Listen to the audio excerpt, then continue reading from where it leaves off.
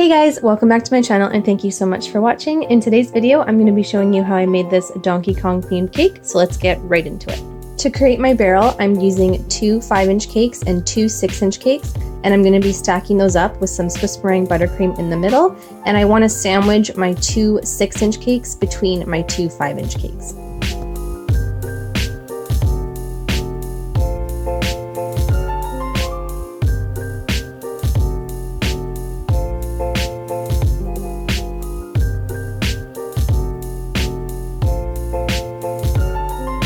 Once my cake was stacked up, I put it in the fridge for about 15 minutes to chill, and then I needed to start carving. I need all the sides to go cohesively together, so starting from the top, I'm just carving down, being careful not to take too much out of those 2 middle 6-inch cakes. I want to make sure that it's still curved and not straight up and down. I will link the picture that I used as a reference below.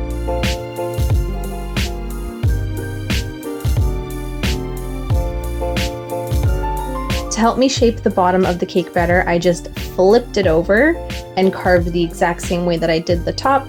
This is just a little bit easier than trying to cut down and in. You can see that on the top of that cake, I just marked in a 4-inch circle, and that's how I know I don't want to cut any deeper than that because it'll start to distort the look of the cake. Once the bulk of the carving was done, I just went around the sides with my knife, just making sure everything was smooth.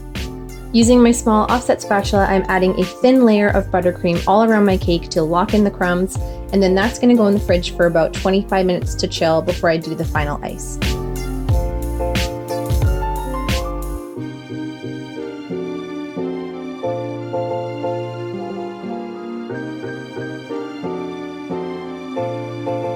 When you can touch your finger to the buttercream and none of it comes off, it is ready to go. So I'm adding another thick layer of buttercream all around my cake and then just doing my best with my small offset spatula to smooth it as best I can.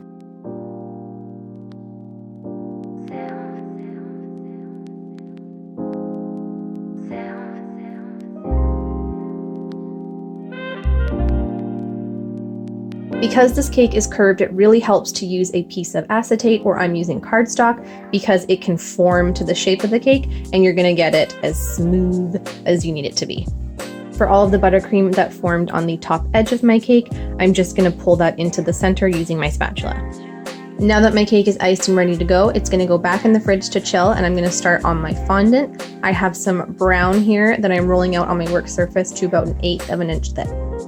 I picked that up with my fondant roller and draped that over my chilled cake, just working quickly to press all the air out from the top of that fondant and then work my way down, pulling out the pleats in the skirt and smoothing until I reach the bottom.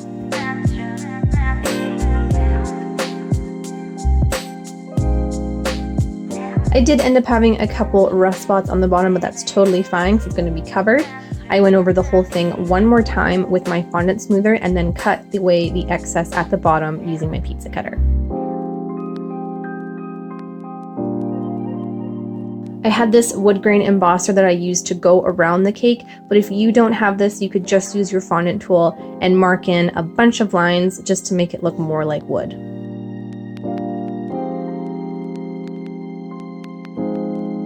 To make it look like the barrel is made up of the panels, I took my X-Acto knife and just cut in lines to break up the pieces a bit. I just eyeballed this. If you want to be super technical, you can use a ruler as a guide.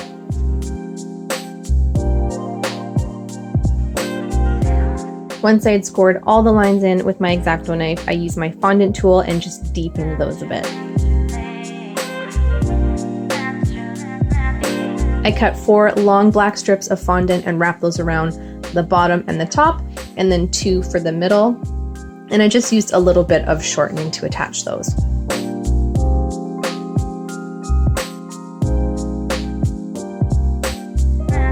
To make the Donkey Kong logo for the front of my cake, I have a template here. I will link the one that I used below. I basically just deconstructed it, cut out the corresponding colors, and then layered them on top of each other.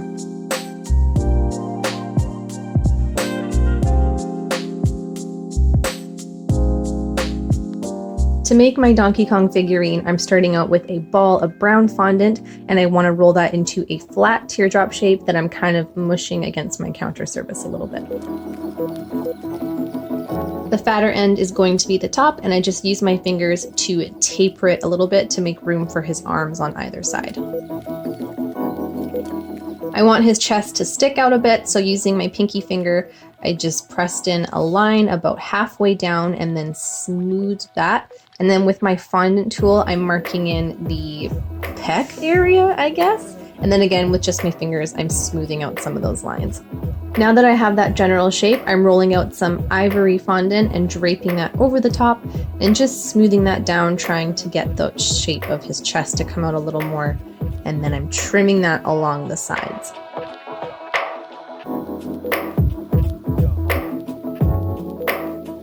For his head, I'm taking another ball of brown fondant and rolling that out, making sure to taper one point super thin and to curl it over because that's like his little cowlick.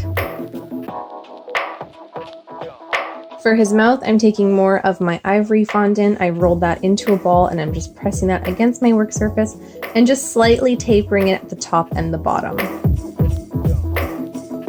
With my X-Acto knife, I'm cutting in the line for his mouth, and then I just deepen that a bit with my fondant tool. And then using my fingers, I'm just rubbing right underneath his bottom lip and right on top of his top lip, and that's just gonna make it look a little more pursed and lippy. Once I had the shape I wanted, I attached that to the head using a little bit of water. For his ears, I rolled out two small little teardrop shapes, and then with my fondant tool, just indented the center of those and blunted the end with my X-Acto knife.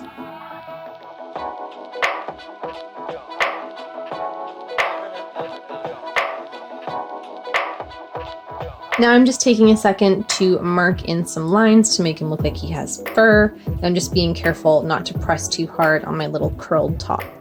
I rolled out two little balls of white fondant for his eyes, and I'm just squishing them together because they're pretty much like mashed up against each other.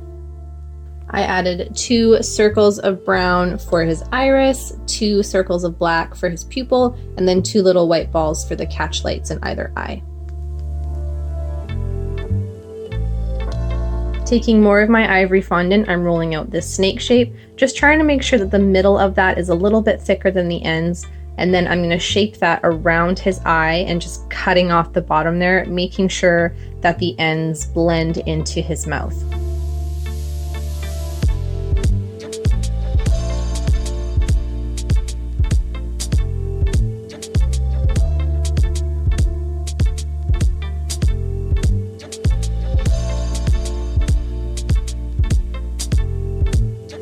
For each of his arms, I have more of my brown fondant and I'm rolling that out into a sausage shape. And using my fingers, I'm just marking in like the joints of his arms, so the elbow and the top bicep. I know it looks a little bit like poop right now, but just look past it.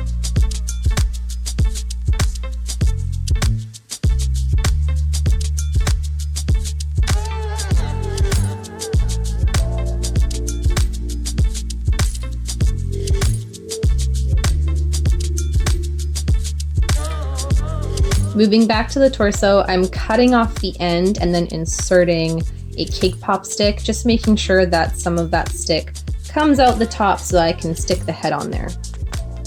I've attached each arm and you can see that I have textured that just like I did with his head with my fondant tool to make it look like he has fur.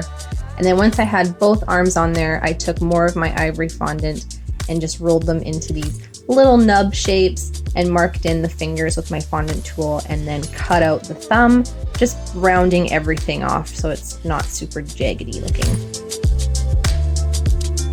I placed the torso into the top of my cake and then just secured his head on there as well. Mine stuck just fine the way it was, but you could add a little bit of water for some extra security if you wanted to.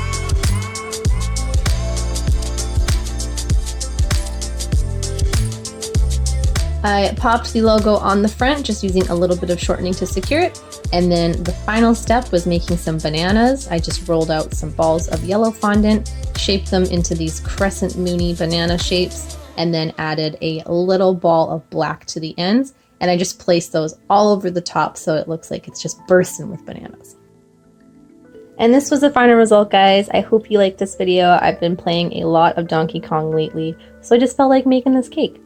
Don't forget to give it a thumbs up if you did like it, and subscribe for new videos whenever I can put them out. I've been trying for every week. I know it's been a little bit brutal lately, but I do have more cakes coming for you this month. Thank you so much for watching, and I will see you in the next one.